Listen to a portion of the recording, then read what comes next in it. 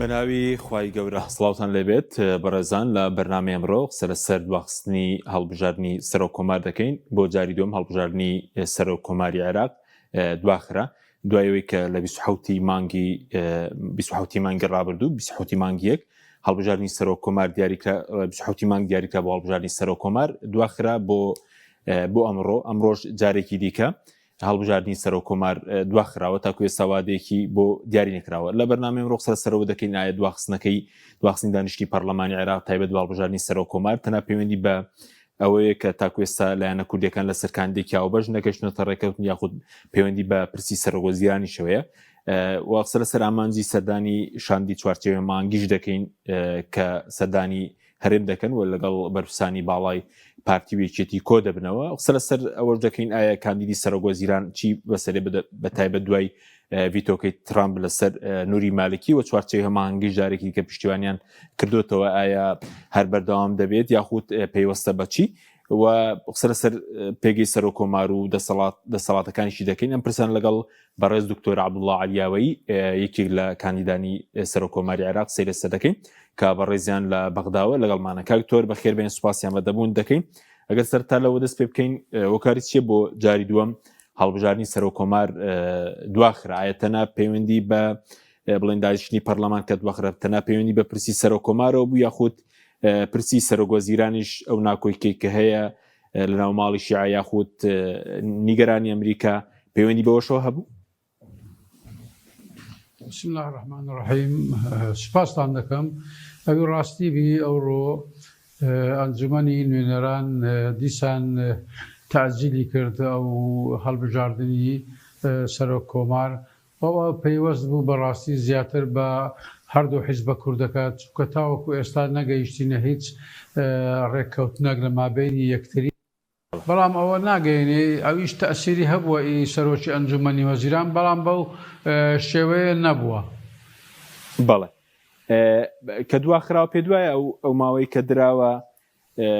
بڵێن دیارە بۆ کەی دواخراوە یاخود کراوەی ئای کێشە دروست نابێت لە ڕووی دەستوریەوە ئەو هەموو دواخستنە؟ وەڵڵاهی کاک حەچیم کێشە بۆ دروست دەبی لە ساڵی 22 تقریبەن 10 مانگ تاخیر بوو هیچ کێشە دروست نەبوو و سەرۆک کۆماریش کاتێک هەڵبژێردرا یعنی وەختەکە زۆر تاخیر بوو لەوە لە پێشتریش عینە نەفسی شتە بوو ئێستاش بە کەیفی خۆتیان قانون چۆنی بۆیان بلوێتن ئەوان وا دەکەن لەبەر هەندێ باوەڕ ناکەم هیچ کێشەیەک دروست بی لەسەر ئەم مەسەلەیە. بەڵێ کاکتۆر ئەوەندەی کە بەڕێز داگەداربی ئەمڕۆ تەنها پارتی وێکێتی داوایان کرد بوو دانیشتێکە دوا بخرێ خود بڵێن لایەنە شیعەکان و سوننەکانیش داوایان کرد بوو هەڵبژاردننی بڵێن دانیشتنی پەرلەمان دوا بخرێت خۆی سوننەکانیش داوایان کرد بووە حەلبووسی کە سەرۆکی ئەوەی تەقەدومە سێ چار ڕۆژ لەو پێشتر بەخۆی باشکرا هەواری کرد گوتی ئێمە لێ ناگەڕێن ئەو کۆبوونەوەیە بکرێتن و لەبەر ئەوەی ئەوان لە زدی هاتنەوەی و یاخود زدی لە دەست بەکاربوونی یاخود تەکلیفکردنی مالیچینە ئەوەش هۆیەک بوو لە هۆیەکان ئینجا لەگەر ئەوەشدا حیزبە کوردەکانی ژەوانیش ئەو ئیستعدادیان تێدا نەبوو کە ڕێک نەکەون بستنە ناو پرۆسەکەیەوە. بەڵێ بنیساب ڕێژەی یاسایی دروست نابێ گەر کۆبوونەوە بکرێ بۆ نمونەگەر هەموو لایەنەکان ڕێک نەکەون لە سوننە لە شیعە لە کورد کێشە دروست دەبێت لە ڕووی ئەوەی کە نیساب یاسایی ڕێژەی یاسایی هەندامانی پەرلەمان دروست نەبێ بۆ هەڵبژاردننی سەرۆک کۆمار لە داهاتووشدا؟ من تەوەقع دەکەم جێبەجێ دەبیتنەوەیشە بەڵام لە بیدایەتی هەفتەی داهاتوو ئەو هەفتەیە باوەڕ ناکەم ئەنجام بدرێ کۆبوونەوە بۆ هەڵبژاردننی سەرۆک کۆمار بەڵام هەفتەی ئایندە زیاتر چونکە هەندێک ڕووداو هەیە کە چاوەڕوان دەکرێتن لە ناوچەکە ڕوو بداتن ئەوەش مچینەیەک لە هۆیەکان بیتن بیانەوەی مماتەڵە بکەم بۆ ئەوەی کۆبوونەوەکە تاخیرکەم بزان ئایا نەتیجەی ئەو جمو جۆڵەی سەربازی ئێستا لە ناوچەکەماندا هەیە لە ناوچەی ڕۆژهەڵاتی ناوەڕاست بە تایبەتی لە مەنتیقەی خەلیج و ئیران ئەوەش یەک لە هۆیەکانە چینە محاولە بکەن بزانن ئایا پاش ئەوەی ئەگەر هات و پێکدادان بوو لە مابینی ئەم دوو هێزە چی ڕوودەدا چی دەقەومێ بەرەو چێوە دەڕواتن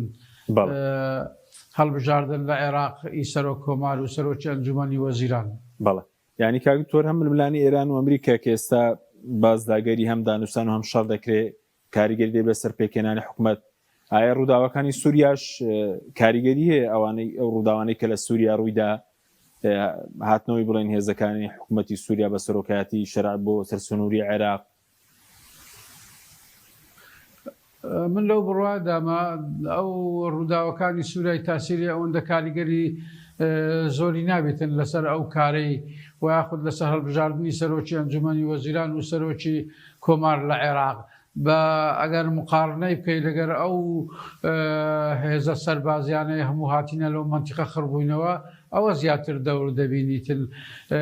ئەو قەزیەی کە لە سووریا ڕوویدا ئەوە قەزیێکی زیاتر داخلی بوو، زوڵمێکی زۆر گەورەیان لە کوردەکان کرد پاشەوەی کورد ئەو ناوچانەی هەموو پاراستە بوو، پاشەوەی ئەو عەرەبانەی جێنشین بوو لەوێن دەر هەمووی پاراستە بوون، دوایەکەوانە خیانەتیان لێکردنەوە لە کورد بەداخەوە، یعنی کەس تەمەنیان نەدەکرد ئەو شتە ڕوودا کە بەڵام کە ڕووشیدا الحەمدوللا وا بزانم کۆتایی هاتێ ئێستا کە بەرەو باشی دەڕاتن دۆخەکەی کوردستانی ڕۆژاوا. بەڵێ زیاتر ڕووداوەکانی بڵێن ململانی ئێران و ئەمریکا کاریگەری هەیە، بەس بۆ عێراق وا باشە ئایا پەلە بکە یاخود دوا بخرێ، ئەگەر دوا بخرێت خراپ نییە پێکێنانی بڵێن هەڵبژاردننی سەر و کۆمارە پێکێنانی حکوومەتە بەڕێزت لە بەغدا بڵێن دەمێکە لەوێ ئەزمونێکی زۆر تەیە، مەسەلەی ئابووری هەیە، ئەمنی هەیە.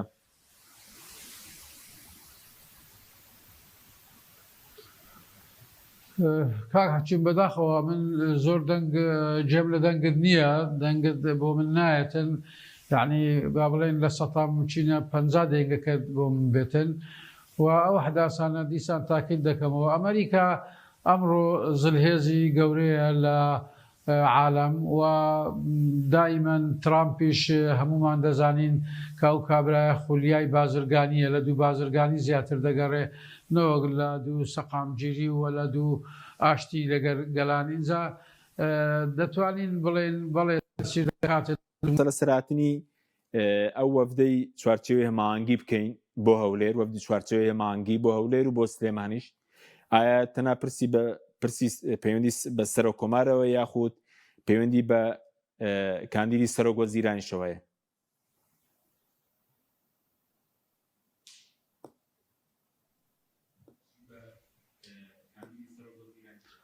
خۆی لە ڕاستی دابی ئیتاری تەنسیقی دوونێ کۆبوونەوەیان کرد شەو لەوێن دەر بڕیاریاندا کە نووری مالیکی هەر کاندیدی وانە وە لە کۆبوونەوە کە هەمان حاضر بوون ماعەدا عەمار حەکیم نەبێتن. اینجا لەوێن دەر بڕیار درا وەفتێک پێک بندن بە سەرۆکایەتی ئەنجومەنی سەرۆکی ئەنجومەنی وەزیران بەڕێز محەممەد شیع سوودانی و هەروەها بەڕێز هادی عامری و بەڕێز محسین مەندەلاوی، ئەوانە بەیانی سەردانی هەولێر دەکەن و سەردانی سلێمانیش دەکەن و هۆیە فەرمیەکەیان ئەوەیە کە هانی ئەم دوو حیزبە کوردیە بدەن بۆ ئەوەی ڕێک بکەون لەسەر بربژێرێک و چیت کە تاخیر نەبیتن. ئەمما بەنسبەت ئایا دێن باسی کێشەی سەرۆکی ئەنجومەنی وەزیران دەکەن، باوەڕ ناکەم چونکە ئەو کێشەی ناوخۆیانە قرارەکە بەخۆیان دایتیان و بەخۆیان تەحملەتی مەسئولیت دەکەن و ئەو با بڵێن ئاستەنگەی کە بەرامبەر مالیکی دروستکرا بوو من لەو بڕایەدامە تەخفیف کراوە تۆزێک، چکە لەبەر ئەوەی ساڤایە لادرایە دووری خسترایەوە تۆمبارک هەروەکو جەنابیش دوا بزانم ئاماژەت بۆ کرد ئەو لە شوێنیوی کار دەکاتن. ئینجا جگە لەوەش وەزارەتی خارجی ئەمریکی بەیانێکی دەرکردوونێ لە بەیانەکەی بڕەگ ئەو تەغریدەی کە ترامپ نووسی بووی تەخفیفی کردەوە، کەواتە لەو حاڵەتە جگە لەوەش ئەوە دوو ڕۆژە لە بەغدایە شەو هاتنە دەرەوەی خەڵک هەیە تەئیدی مالیکی دەکەن و شیعەکانیش ئێستا کۆکن بە زۆربیان ماعەدا قسمێکی کەمیان نەبی کە مالیکی نەبتە سەرۆکی ئەنجومەنی وەزیران. بەڵێ هەندێک زانیاری باز لەو دەکەن هاتنی وەفدی بڵین چوارچێوە مانگی بزانن بۆ ئەوەیە بزان ئایا پارتی بەردەوامە لە پشتیوانی مالیکی چوکاوان یەکەم کەس بوون پشتیوانیان کرد. باز لەوەکێ کە تۆمبارک باسی لەوە کردبێ نابێ پشتیوانی مالیکی بکرێت پێ دوای لایەنە کوردیەکان هەمێکێتیۆن پارتی دوای ئەم بڵێن لێدوانەکانی ترامپیش پشتیوانی نووری مالکی دەکەن؟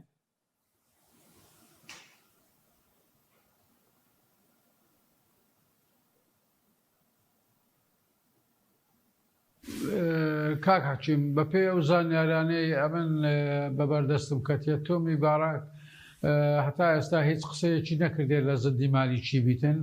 و ئەوە شانەی داخلیە ئەوان بەخۆیان شیعەکان تەحملی مەسئولیت دەکەن و بە نسبەت پارتی دیموکراتی کوردستانیش کە تەئیدی مالیکیان کرد بەڵێ لە بدایەتی ئەوان تەئیدی مالیکیان کرد بەو پێی کە مالیکی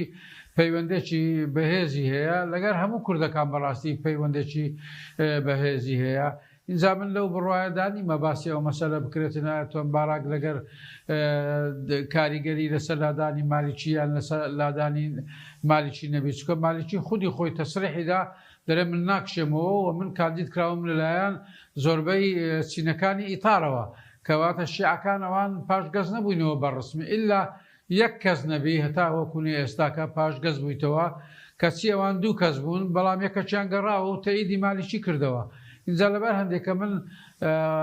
وای تێدەگەم ئەو هاتنەی ئەو هەفتەی بەیانی بۆ کوردستان فقط بۆ ڕێککەوتنی کووردا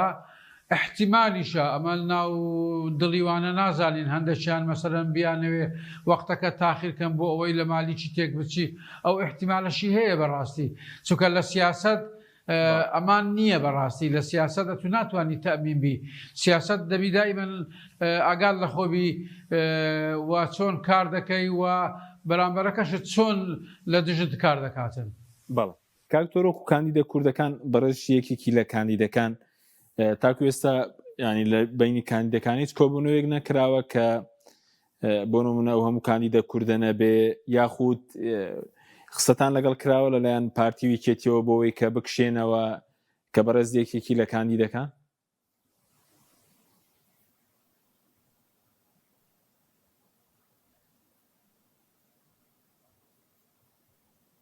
ئەمن بە شخصی خۆم کەس یەقەی منی نەگرتیە کەس بە منی نەگوتێ بە فەرمی بڵێ بکشێەوە چونکەوە من مافەچ خۆمە من بەکاری بینە لە دەستوری عێراقی ڕێگای منیدایە کە من خۆشم کاندید کردیە هەموو احتیمالاتە چیم وەگرتیە دوایەکەوان پێی ناوێ ئەو دوو حیزبە سەرەکیە بە کاندیدەکان برێن بکشێەوە چکە ئەگەر ئەوان ڕێککەون حتمما ئێمە ئەو شانسەمان نابیتن و ئەگەر ڕێکیش نەکەون احتیمال نییە لەو حاڵەتە دیسانەکە مەسەرەن کاندیدیوان هەر زیاتر دێنی لە ئێمە اینجا لەبەر هەندێک هەتا ئێستا هیچ زەختێک نەکرایە بەڕاستی ناڕەوایە گەر من بڵێم وەڵڵاهی زەختی فەرمی لەسرە من کرایە نەخێر هیچ شتێک نەکرایە و هەر ئینسانێکیش حڕە گەر بیێ بکشێتەوە یاخود نەکشێتەوە من بڕیاری کشانەوەم نەدایە تاوەکو ئێستا بەڵام مانای ئەوە نییە گەر ئەو دوو حیزبە بگەنە ڕێککەوتنەک لە مابینی خۆیان هەردووچیان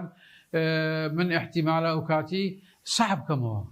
بەڵێ بەزۆک و کاندیدی هاوبەشیش ئەگەر بۆن پارتی وکێتی لە کاندەکانی خۆیان بکشێنەوە ئێوە ئامادەن ببنە کاندیدی هاوبەش بۆ پرسە؟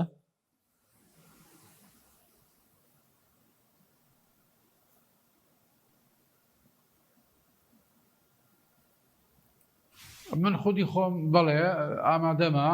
لەبەرەوەی من ساڵانێکی زۆرە لە بەغدامە و لە سەرۆکایەتی کۆمار کارم کردووە و لە سەرۆکایەتی ئەنجومەنی وەزیرانیش کارم کردووە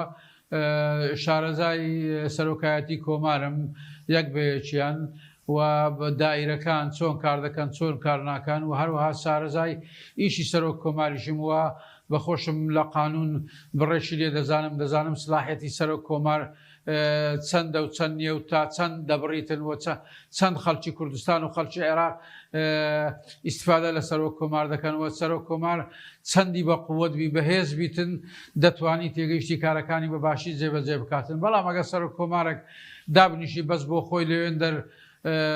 پاڵداتەوە و خەریکی خۆی بیتن ئەوە جیاوازە بەڕاستی. باشە کاکتۆر دەتوانرێ یاسە بە پێ و دەسەڵاتەی کەیە سەرۆک کۆمار بتوانێت ڕۆڵی گەورە بگێڕێ یاخود کەسایەتەکان ڕۆڵ دەبینین یاخود لە دەستوریشدا دەسەڵاتی باشی پێدراوە کە بتوانێت ڕۆڵ ببینێ بۆ هەموو عێراق لە ناوی شەندا بۆ خەڵکی کوردستان بۆ مافە دەستوریەکانی بۆ مەسەلەی شایستە داراییەکان.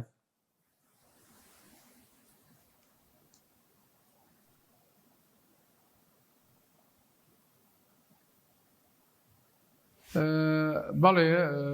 سەرۆکاتی کۆمار واخ سەرۆکی کۆمار سلاحەتی یەکجار زۆرە ئەگەر بیوێ بەخۆی بەکاری بینی مەسەرەن یەکەمینیان حامی دەستورە یعنی دەستوری عێراق هەموو دەپارێزی کەواتە بۆی هەیە لە هەموو جمگەکان تەداخل بکە ئەمە یەک سەرۆک کۆمار کە بتانی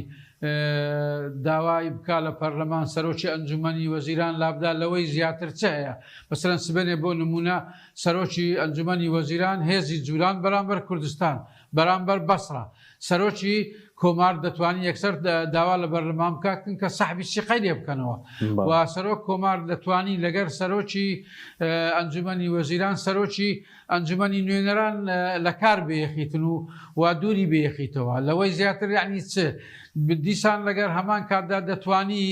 ئەعلانی شەڕ بکاتن ئەعلانی تەواریع بکاتن لەگەر سەرۆکی ئەنجومەنی وەزیران دەتوانی بەرلەمان بەگەڕ بێخی چکە بەرلەمان جیهازە ڕقابیە ئەگەر بێت و ئەو هەموو ڕۆژێ بنێرتە دویان بنێرتە دوو لوزنەکان هانیان بداتن کە دەستور جێبەجێکەن قانونەکان جێبەجێکەن ئەمە سلاحەتی گەلک زۆرە جگەلەوەی سلاحەتی کەشی هەیە مەسەرەن مەراسیمی هەیە سلاحەتی ئەوەی هەیە ئیشراف لەسەر احتیفالاتی شەشی کانون کە دامەزراندی زەیشی عێراقیە جگەلەوە دەتوانین ڕێی عام دروستکە سبێنێ ئەگەر بێت و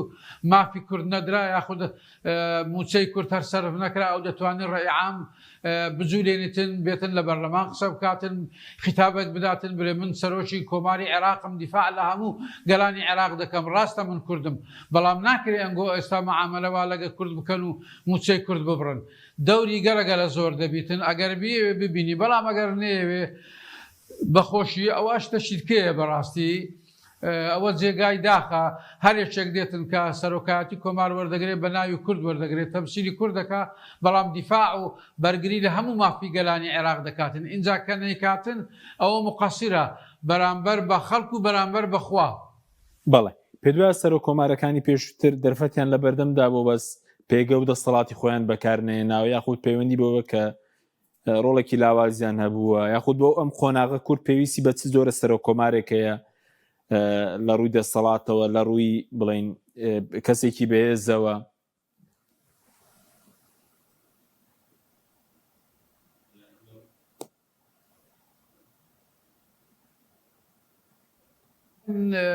بەڕاشکاوە پێ دەڵێم زۆر جاریشم وتیوە من مەبەستم سەرۆک کۆمارەکان نییە بەڵام بەڵێ سەرۆکایەتی کۆمار دەورێکی لاوازی هەبووە لەو 8 ساڵەی دواییە هیچ کارێکی وای نەکردووە کە خزمەت بە گەلانی عێراق و بە کوردستان بنێری لەوەی زیاتر معاشی فەرمانبەرانی کوردستانەوە چەند ساڵە نادرێتن کەس نەهاتە سەردەنگ ڕئیسی جمهوری واخود سەرۆکی کۆمار دەیتوانی بچیتەوە لە ماڵی خۆی دانیشی بلێت تا معاشی خەڵکی کوردستان نێتن من دەوام ناکەم یاخود دەیتوانی بستی لە پەرلەمان خیتابێک بداتن بڵێ ئێوە بۆ عقابی شعبی کوردی دەدەن لەگەر سیاسەکان ئێوە جێرگرفتان هەیە بڕۆن بە خۆتان بە قانون لەگەوان چارەسەریکەن بەس نێن عقوبەی و یاخود تێگەیشتی ئەزیەتی هەژار و موچەخۆری هەژار بدەن اینجا لەوانە هەموو دەتوانێت ئەو مەسەلانێک کە لە کەرکووک ڕۆژانە ڕوودەدا جوتیارەکان کە زەویەکانیان لێ زەفت دەکرێت کە بەناو کەرکووک زۆر جار دەبینین کێشە دروست دەبیتن هیچ ڕۆڵێکیان نەبینیوە تەنانەت ئەگەر بە سوتفە بە کەرکووکدا ڕۆیشت بن ئەگەنا نەیانتوانیوە تاوەکوونی ئێستا ئەو ساڵی ڕابردوو بچن لەگە خەڵکی کەرکووک خەڵکی تووسخڕمات و کۆبنەوە لە وێندەرێکە لەگە کورد و تورکمان و عەرەبەکان هانیان بدەن و لێژنیان بۆ دروستکە نەگە هەر گیرگرفتەکە بوو خۆیان چارەسەری بکەن پێویست ناکاتن بەغدا بێتە سەرخەت لێیان اینجا ئەگەر ئەو توانی ئەو کارانە بکاتن لە گۆڕەپانەکە ئارام بکاتن لە ئەو خەڵکە حتمما دەورێکی زۆر زۆر باڵا دەبینی بەڵام ئەگە هەر لەسەر کورسەکەی دانیشیت و خەریکی سەفەرکردن بیتن نەخێرەوە ناتوانیتن هیچ سەرۆک کۆمارێک اینجا لەبەر هەندێکە بەڕاستی ئەو ڕۆکە ئێمە پێویستمان بە سەرۆک کۆمارێکی زۆر زۆر بەهێسەیە شارەزایی لە دەستور هەبی و لەگەر مافی گەلانی هەموو عێراقبی و بە تایبەتیش دیفاع لە مافی گەلی کورد بکاتن باشە کاک تۆ سەرۆک کۆمارێکی بەهێز چۆنە ینی لە چ ڕوێکەوە یعنی بۆم خۆنا کە بەرز دەڵی سەرۆک کۆمارێکی بەهێز پێویستە لە چ ڕوانگەیەکەوە مەسەلەی بەهێزی سەرۆک کۆمار چۆن دەردەکەوێ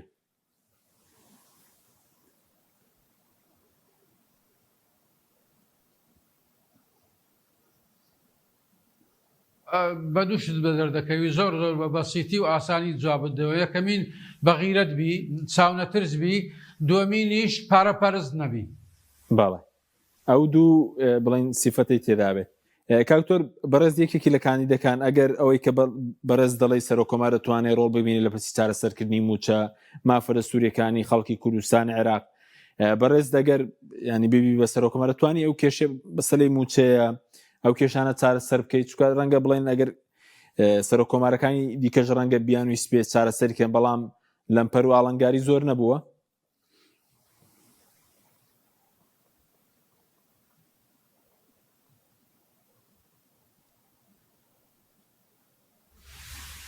کاک حەکیمە من ئەوە 20 ساڵە لە بەغدامە شارەزای سەرۆکایەتی کۆمارم بە هەموو جمگەکانیەوە، واگەر بێت و من ئەو شانسەم هەبێ ببمە سەرۆک کۆمار، بەڵێ من ئەو شتانەی گوتم هەمووی دەکەم و هیچ درێخیش ناکەم و لە کەسیش ناترسم، لە خوای نەبیتر لە یەک بەشەر حسابیان بۆ ناکەم. قانون چه هەیە تەطبیقی دەکەم و دیفاع لە هەموو گەلانی عێراق دەکەم و بە تایبەتیش دیفاع لە گەلی کوردی خۆمان دەکەم، لێ ناگەڕێم موچەی بەلاش بڕواتن و حیوارات دروست دەکەم لە مابینی هەولێر و لە مابینی سلێمانی و بەغدا پێکەوە و هەروەها بەرلەمانی عێراق کارا دەکەم دەیانینمە هەولێر سەرۆکی هەموو لێژنەکان لەگە سەرۆکی لێژنەکانی کوردستان پەیوەندێکی توندتۆڵیان بۆ دروست دەکەم بۆ ئەوەی ئەوان لە ناوەخۆیان زووتر شێشە هەیە جێبەجێکەن و هەروەها زیارەت بکەن ئەندامانی پەرلەمانی کوردستان بۆ بەغدا و عێراقیش بۆ کوردستان. جگە لەوەی هەماهنگێکی بەهێزیش دروست دەکەم لە مابینی حکوومەتی هەرێمی کوردستان و حکوومەتی بەغدا. دیسان دەگەڕێمەوە ئەگەر سەرۆک کۆمار مەبەستی منفعەتی شەخسی خۆی نەبی هەموو شتێک دەتوانی بکە. باشە کاکتۆر بابین و سەرکاندیدی سەرۆکوەزیران چەند خولەکێکیشمان ماوە کاندیدی سەرۆکوەزیران نووری مالیکی هۆکاری چی بوو کە شیعەکان لەم قۆناغەدا بڵێن ئەویان پاڵاوت یاخود سەر ڕای تویتەکەی ترامپ یاخود بڵێن لێدوانەکانی ترامپ ئامادە نەبوون بیگۆڕن، پەیوەستە بە چی؟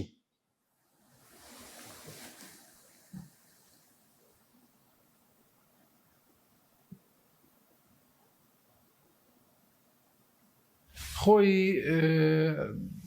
لەبەرەوەی شیعەکان بەڕاستی لە ئەوەل جارێ ڕازی نەبوون کە بیدەنە نووری مالیکی، سراعی زۆر زۆر بەتێن هەبوو لە مابینی قیادەکانی شیعی، ناوی هەژنۆدە کەس دەهات دائیمەن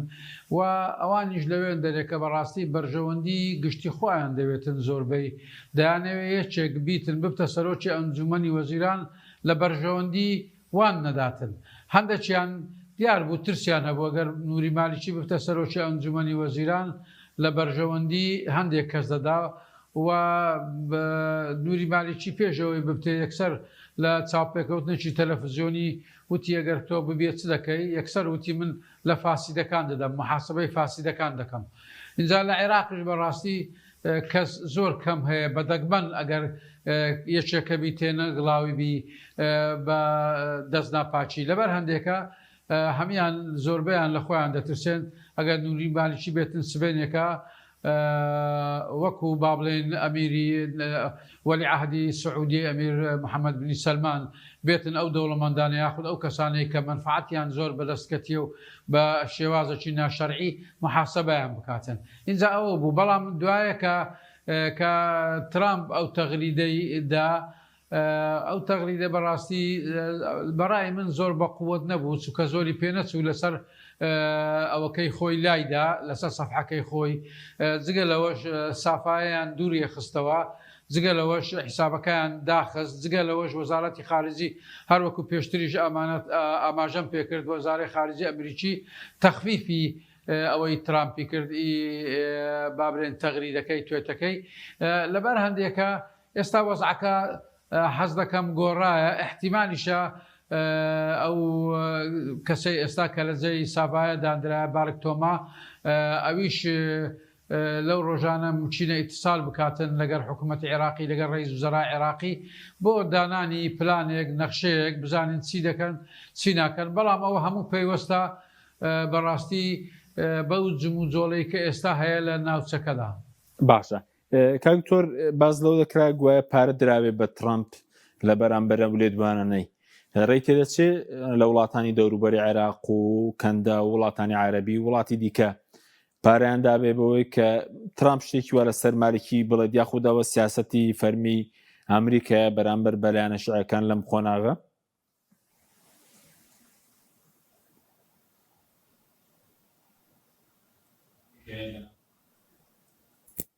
ئەگەر لە من دەپرسی ئەوڕۆ هەموو نامەعقولێک بوویتە معقول لە عالەمی سیاسەتدا هەموو شتێک جائیزە بەڕاستی ئەگەر نا مەسەلەن دەوڵەت هەیە لەسەر خەریتە نقطەیەک پێک ناینی ئاژاوەیەکی لە دنیا خوڵقاندیە تێگەیشتی 20 دەوڵەتی تێوە گلاندیە لەبەر هەندێکە هەموو نامەعقولێک ئەوڕۆ معقولە بەڵێ هەموو شتێک جێی دەچی بەڵام من تەوەقع ناکەم ترامپ ئەو شخصێتەبی پارە بۆ خۆی وەگریتن یعنی ئەو لەو مەرحەلە تێپەڕێکا برایەکە زۆر دەوڵەمەندە بنەتی بە پارە نییە پارە وەگریتن بەڵام ممکنە ئەشخاصەبی لەوان نێزیک ئەو شتە کرابی وەریان گرتبی و ئێستاش لە تەوری ویاخود برێن لە لێکۆڵینەوەدانا حکوومەتی ئەمریکی لەسەر هەندە قەزایی متعلق بەو مەسەلەیە. باشە کاکتۆر بەڕێزت پەیوەندێکی دونتۆڵ هەیە لەگەڵ لایەنە عێراقیەکان لە ناوی شەندە نووری مالکی کاندیدی سەرۆکوەزیران لەم ڕۆژانەدا بڵین باڵوێزی بە هەڵسوونێنەری کاروباری باڵوێزخانەی ئەمریکا لە عێراق سەردانی کردهبوو دوای لێدوانەکانی ترامپ پێ دوای هیچ پەیامێکی نوێ بە نووری مالکی گەشتە بێ؟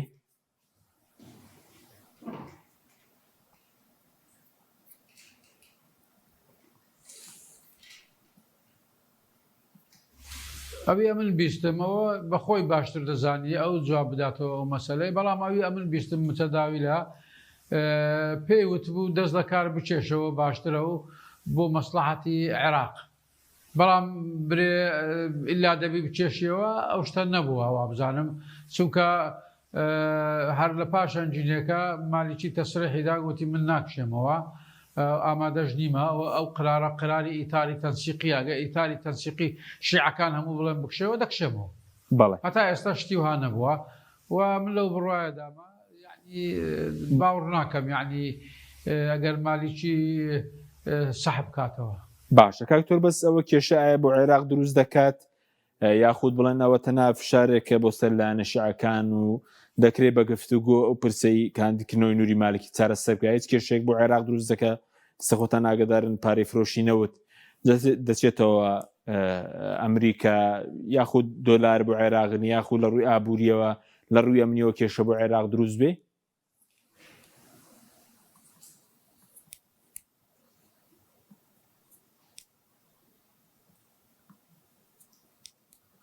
ئاداما هیچ کێشە دروست نابێ سبێنێ مالیکی بفتە ڕئیسی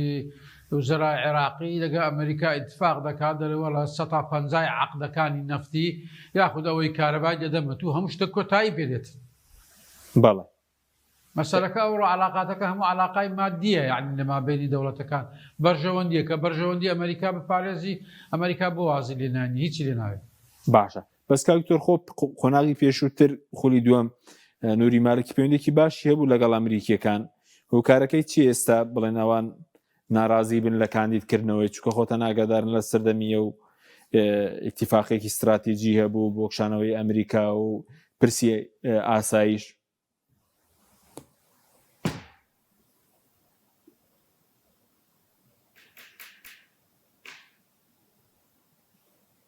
وڵی کاک حەچی من هیچ زانیاری دەقیقم نییە بەڕاستیەوە ئەو پرسیارە دەبی لە خودی نووری مالیشی بکرێت جوابداتەوە چکە من لە کنیدانە نیشتیمە کە تەلەفۆنیان لەگە کردبی یاخود کە قوسلی ئەمریکی هاتبی لەگەڵی دانیشتبی و تەکلیفی لێکردبی ئەوی دەبیستین ئێمە زیاتر لە ئەعلامە دەبیستین و هەندە زاریش دەبینی معلوماتی دروستمان بەدەست دەکەویتن تۆزێکی لێ دەڵێن هەمووی لێ لاڵێن. باشە بەس پەیوەست بەو لێدوانەی ترامپ ئەمە جۆرێکە بڵێن پێشێلکردنی یاسای نێودوڵەتی ئایا یاخود جۆرێکە لە دەستێوەردان لە کاروباری ناوخۆی عێراق ینی ئەمریکا لە قۆناغەکانی ڕابردوو ئایامەی کردووە کە سێگڕەت بکاتەوە بەو شێوێ؟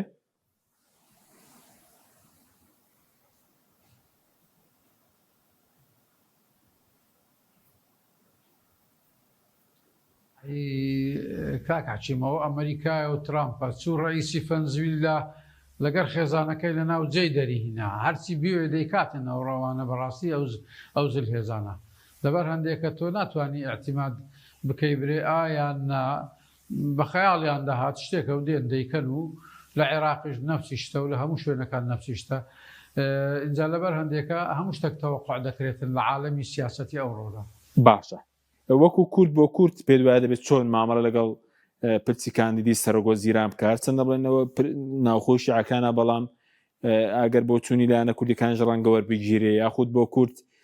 نووری مالکی دەتوانێت ئەگەر بەردەوام بێت دەتوانێت کێشەکانی لەگەڵ هەرێم مەسەلەی موچە کێشەکانی دیکە چارەسەر بکات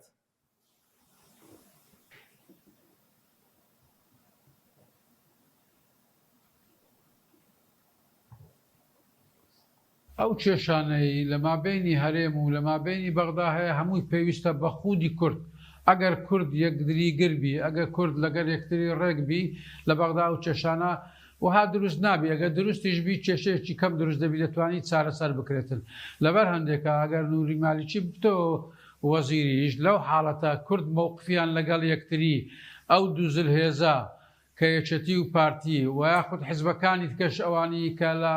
پەرلەمان ئەندامیان هەیە و ئەوانی لە پەرلەمان ئەندامیان نییە هەمویان یەک ڕابن یەک هەڵوێز بن بەغدا باوڕێت هەبی ناتوانانی کێشەیان بۆ دروستکە بەڵام ئەگەر لەلایەک یەک نەبن و لەلایەک هەندێک بێن لە بەغدا بۆ هەرێم تێبچینن ئەوە لەو حاڵەتەیدا و مشکل هەر بەردەوام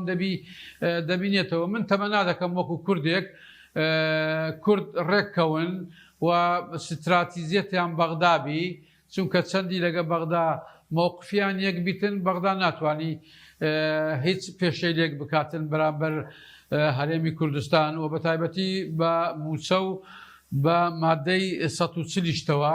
اینجا لەبەر هەندێ لە پێکینانی کابینەی حکوومەتی مالیکی دەبی کورد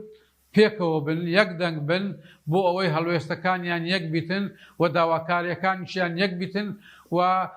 بەرژەوەندی کورد لە بەرچاویان بیت و بەرژەوەندی هەرێمەکەی مەیان لە بەرچاوی بۆ ئەوەی خینی ئەو هەموو پێشمەرگە لە ساڵی 90ەوە کە شۆڕش لە کوردستانی عێراق با بڵێن دەستی پێکردو شێخ مەحموود تاوەکوونی ئێستاکە ئەو هەموو خوێنە با بە هەدەر نەڕوا و بەلاش نەڕوا دونێمان لە بەرچاوبی ئەو دایکەی کەرکوچی دایکی شەهید ئەحمەد کە فرمێسک لە چاوی نەهات وتی کوڕەکەم بەرگری لە کوردستان کردیە بەرگری لە ئێمە کردیە زۆر حیفە ئەو ڕۆکە یعنی ئێمە یەکتری نەگرین یەک هەڵوێز نەبین یەک بیر و ڕانەبین بەرامبەر نەیارەکانی خۆمان دەبی دەرسێک بی و ئەو ئافرەتە ئەو ژنە کوردەی کەرکووک دەرسێکی وهایدا سەرکردە سیاسەکانی کورد قەت نابی لەبیر بکەن بەڕاستی باشە کاکتۆر بەس پێ وایە پارتی و یەکێتی یاخود حیزب کوردستان هیچ قسەیەکیان لەگەڵ کاندیدی سەرۆگۆزیران کردبێ بۆیە پشتیوانی دەکەن کێشەیەکان لەگەڵ هەرێم چارەسەر بکە یاخود هێشتا بۆ ئەوە زووە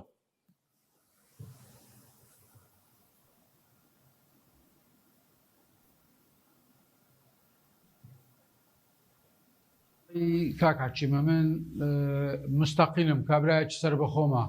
لەگەڵ یاندانە نیشتیمە بزانم ڕێیوان چییە و چۆن نییە دەتوانانی ئەو سوالەی لەوام بکەی لە یەکێک لە ئەندامەکانیوان ئەوان مەسەرەن لەگە یەکتری دانیشتینە قسەیان کردێ بۆ کاندیدی سەرۆکی ئەنجومەنی وەزیران یان نا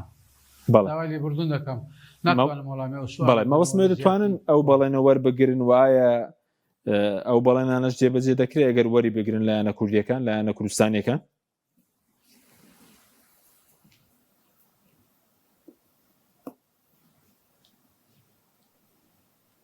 یەک هەڵوێست بن یەکێتی و پارتی و هەموو حیزبەکانی کە لە بەرلەمانی کوردستان دەوریان هەیە دەتوانن بەڵێ وەریگرن و یەک شتیشەیە لێرکانە دەمەوێت ئاماژە بکەم ئاماژەی بۆ بکەم ئەویش سەرۆک کۆمار ئەگەر سەرۆک کۆمارێکی ڕاستەقی نەبیتن دەبی یەکەمین هەوڵی ئەوە بی لە بەغدا ئەو ئەندام پەرلەمانانەی کە یەکێتی و پارتی و کۆمەڵی ئیسلامی و یەکگرتووی ئیسلامی و لەگەر جیلی نوێ با بڵێن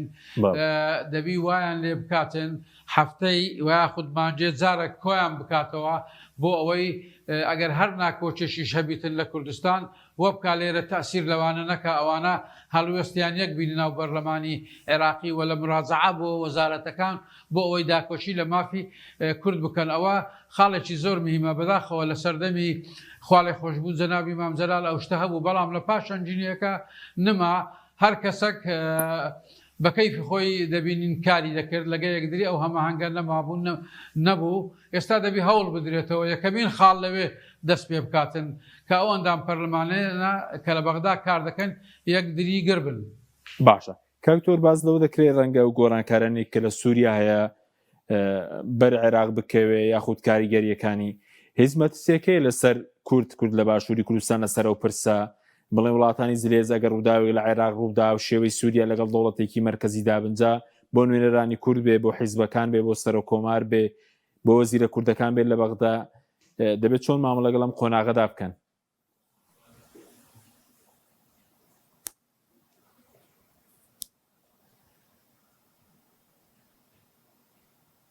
خۆی لە ڕاستیدا و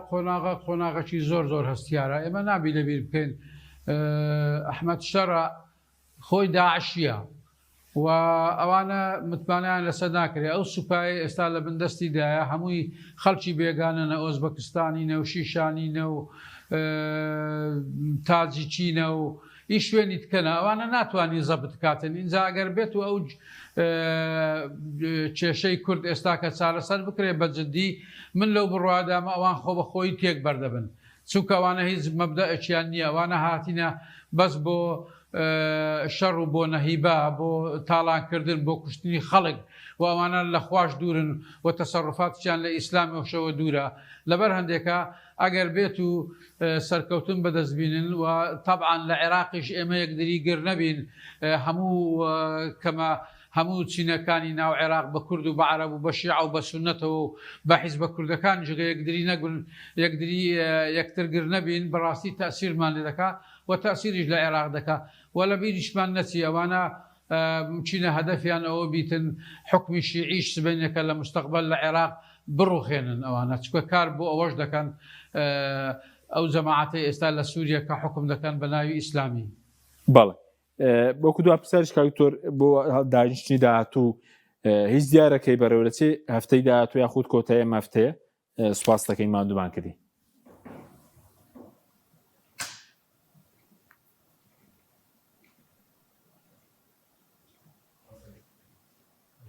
سپاس